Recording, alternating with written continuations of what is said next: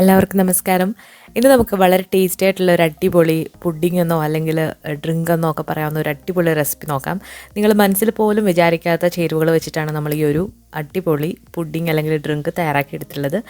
ഈ ഒരു ചൂട് കാലത്തും അതുപോലെ തന്നെ പാർട്ടികളിലും ഒക്കെ വിളമ്പാൻ പറ്റുന്ന ഒരു അടിപൊളി ഡെസേർട്ടാണിത്. അപ്പോൾ അധികം താമസിയാതെ ഈ ഒരു ടേസ്റ്റി ഡിഷ് എങ്ങനെയാണ് തയ്യാറാക്കിയെടുക്കുന്നത് നോക്കാം. അപ്പോൾ നമ്മൾ ഈ ഒരു പുഡിങ്ങിന് വേണ്ടിയിട്ട് നമ്മൾ സേമിയ എടുത്തിട്ടുണ്ട്. അപ്പോൾ ഇത് വറുത്ത സേമിയ വെള്ളത്തിൽ വേവിച്ച് വെള്ളം ഊറ്റിക്കളഞ്ഞ് വെച്ചിട്ടുള്ളതാണ്. ഞാനിവിടെ ഒരു 1/4 കപ്പ് സേമിയാണ് ഇതുപോലെ കുക്ക് ചെയ്തെടുത്തിട്ടുള്ളത്. അപ്പോൾ ഈ സേമിയ ആദ്യം തന്നെ നമുക്കൊരു വലിയ പാത്രത്തിലേക്ക് ഇട്ട് കൊടുത്തിട്ട് അതിലേക്ക് കുറച്ച് പഞ്ചസാരയുടെ സിറപ്പ് ഒഴിച്ചിട്ട് നമുക്കൊന്ന് മിക്സ് ചെയ്ത് വെക്കാം. പഞ്ചസാര ഇട്ട് നിങ്ങൾക്ക് കുക്ക് ചെയ്തെടുക്കാം, അല്ലാന്നുണ്ടെങ്കിൽ പഞ്ചസാര സിറപ്പ് നിങ്ങൾക്ക് ഇതിലേക്ക് ഒഴിച്ചിട്ടും മിക്സ് ചെയ്തെടുക്കാവുന്നതാണ്. പഞ്ചസാരയ്ക്ക് പകരം നിങ്ങൾക്ക് മിൽക്ക് മെയ്ഡ് ഉണ്ടെങ്കിൽ അതും ചേർത്ത് കൊടുക്കാവുന്നതാണ്. അപ്പോൾ ഈ പഞ്ചസാര സിറപ്പ് എൻ്റെ കയ്യിൽ ഉണ്ടായിരുന്നതാണ്. അപ്പം നിങ്ങൾ പഞ്ചസാര സിറപ്പ് ഉണ്ടാക്കുകയാണെങ്കിൽ 1 കപ്പ് പഞ്ചസാരയ്ക്ക് 1/4 കപ്പ് വെള്ളം എന്നുള്ള രീതിയിൽ വെച്ചിട്ട് നന്നായിട്ടൊന്ന് തിളപ്പിച്ചെടുക്കുക. ഒരുപാട് നൂൽപ്പരുവാകണ്ട, ജസ്റ്റ് ഒന്ന് തിളപ്പിച്ചെടുത്താലും മതിയാകും. അപ്പോൾ ഈ പഞ്ചസാര സിറപ്പ് ഇതിലേക്ക് ഇട്ടിട്ട് നന്നായിട്ടൊന്ന് മിക്സ് ചെയ്തിട്ട് നമുക്കത് മാറ്റി വെക്കാം. ഇനി ഒരു പുഡിങ്ങിലേക്ക് നമ്മൾ സേമിയ കൂടാതെ കുറച്ച് ഫ്രൂട്ട്സ് എടുക്കുന്നുണ്ട്. ഫ്രൂട്ട്സ് നിങ്ങളുടെ ഇഷ്ടത്തിന് നിങ്ങളുടെ കയ്യിലുള്ളത് എടുക്കാവുന്നതാണ്. ഞാനിവിടെ ഒരു പഴത്തിൻ്റെ പകുതി, ഒരു ആപ്പിളിൻ്റെ പകുതി, അതുപോലെ തന്നെ ഒരു ചെറിയ കഷ്ണം മാങ്ങ, പഴുത്ത മാങ്ങ പൊടിയായിട്ട് അരിഞ്ഞത്, ഇത്രയാണ് എടുത്തിട്ടുള്ളത്. മാങ്ങയ്ക്ക് പകരം നിങ്ങൾക്ക് ചക്കയൊക്കെ എടുക്കാം, പഴുത്ത ചക്ക. ഇതിലേക്കും ഞാൻ 1 ടേബിൾ സ്പൂൺ ഷുഗർ സിറപ്പ് അല്ലെങ്കിൽ മിൽക്ക് മെയ്ഡ് ഒഴിച്ചിട്ട് ഇതൊന്ന് മിക്സ് ചെയ്ത് മാറ്റി വെക്കുന്നുണ്ട്. ഇനി ഇതിൽ ഒരു സ്പെഷ്യൽ ഇൻഗ്രീഡിയൻ്റ് എന്ന് പറയുന്നത്, ഞാനിവിടെ കുറച്ച് രാജ്മ എടുത്തിട്ടുണ്ട്. അപ്പോൾ രാജ്മയോ വൻപയറോ ഇഷ്ടമുള്ള പയർ നിങ്ങൾക്ക് ഈ ഒരു പുഡിങ്ങിലേക്ക് എടുക്കാം. ഇത് കുക്ക് ചെയ്ത് വെച്ചിട്ടുള്ളതാണ്, പ്രഷർ കുക്ക് ചെയ്ത് വെച്ചിട്ടുള്ളതാണ്. അതിലേക്കും ഒരു 2-3 ടേബിൾ സ്പൂൺ ഷുഗർ സിറപ്പ് ഒഴിച്ചിട്ട് ഇതൊന്നും മിക്സ് ചെയ്ത് വെക്കുക. ഇത് കുറച്ച് നേരം ഒന്ന് മാറ്റി വെക്കുകയാണെങ്കിൽ ഈ പഞ്ചസാര ഇതിലേക്ക് നന്നായിട്ട് ഒന്ന് പിടിച്ച് കിട്ടും. അപ്പോൾ ഇതും നമ്മൾ മാറ്റി വെക്കുന്നുണ്ട്. ഇനി ഇതെങ്ങനെ അസംബിൾ ചെയ്യുന്നതെന്ന് നോക്കാം. അപ്പോൾ ആദ്യം ഒരു ഗ്ലാസ് എടുക്കുക, അതിലേക്ക് നമ്മൾ ഈ പഞ്ചസാര കോട്ട് ചെയ്ത് വെച്ചിരിക്കുന്ന രാജ്മ ഇട്ട് കൊടുക്കുക. ഈ രാജ്മയ്ക്ക് പകരം നിങ്ങൾക്ക് ഏത് പയർ വേണമെങ്കിലും എടുക്കാം. അപ്പോൾ നിങ്ങളുടെ കയ്യിലുള്ള ഏതാണോ അത് എടുക്കാവുന്നതാണ്.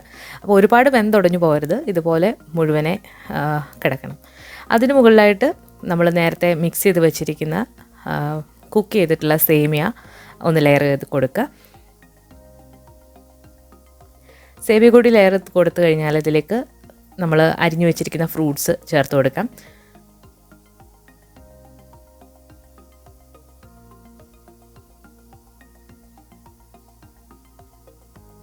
അപ്പോൾ ഫ്രൂട്ട്സ് കൂടി നമ്മൾ ലെയർ ചെയ്ത് കൊടുത്തിട്ടുണ്ട്. ഇനി ഇതിന് മുകളിലായിട്ട് വീണ്ടും ഇതേപോലെ തന്നെ ഒരു പ്രാവശ്യം കൂടെ രാജ്മയും അതുപോലെ സേമിയയും ഫ്രൂട്ട്സും ഇട്ട് കൊടുക്കാം.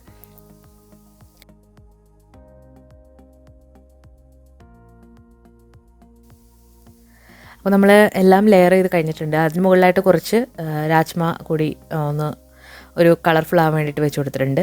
ഇനി നമ്മളിതിന് മുകളിലായിട്ട് കുറച്ച് ഐസ് ക്യൂബ്സ് ഒന്ന് വെച്ച് കൊടുക്കുകയാണ്. 3-4 ഐസ് ക്യൂബ്സ് ഇതിന് മുകളിലായിട്ട് വെച്ച് കൊടുക്കാം.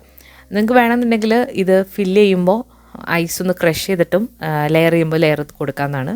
പക്ഷേ ഇതുപോലെ മുകളിൽ വെക്കുമ്പോൾ ഈ ഒരു പുഡിങ് കാണാൻ നല്ലൊരു ഭംഗിയാണ്.